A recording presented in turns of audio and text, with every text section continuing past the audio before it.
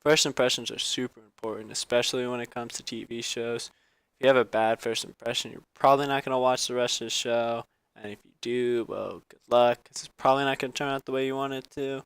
But that's not always the case, and I think there's no better example than the show called Black Clover. I think Black Clover's first impression is like any other first impression you've had in your life, where you think it's going to go well, and then you introduce yourself and it doesn't go well, and then you're like, well, I'm cool once you get to know me, and then by then they don't care.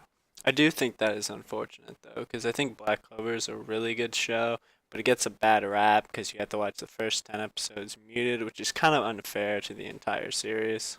But if they would have just turned down Asta's voice alone, I don't think anyone would have cared. If they took it from 10 to maybe like a 3 and then left everyone the same, I think it would have been, equivalent to everyone else, and then everyone would have been happy and we could have gone on with their lives and enjoyed the show. Since the first episodes were so hard to get through, most people just put it down, never picked it back up.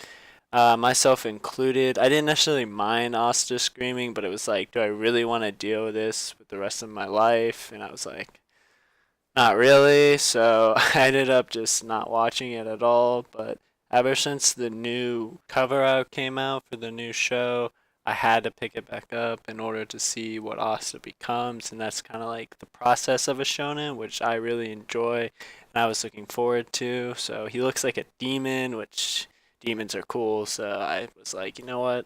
I'm gonna watch the rest of it, and I hear it's not that bad. I ended up catching up to the show at episode 65, and the show turns out really good. And I just thought to myself, what if it didn't have a bad intro? Then I thought to myself about the great show of Naruto, which didn't necessarily have the worst intro, but also had the same kind of bratty, loud kid.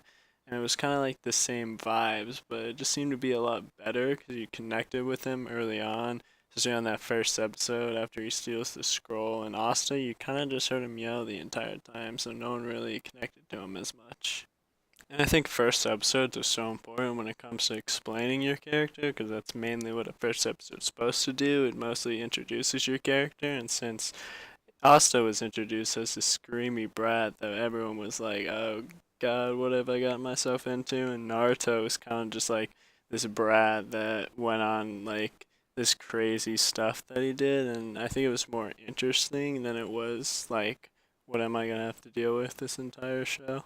At the end of the day, I think they were both really awesome shows. Like, Black Clover only really had a bad start, and I think once you get past the start, you realize that it's like a really good show. And Naruto just hit the ground running, and I think never let off the gas. Is a little bit of a difference, but it's not like they're both, can't be on the same playing field. So I think they're both pretty good, all things considered.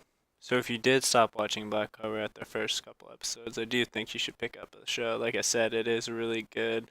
But if you're emotionally scarred from Asa's voice, which is completely understandable, you could always try the manga because it doesn't have any voice at all, but it's not as well animated because it's not animated at all, but it's still a good source to get the material from.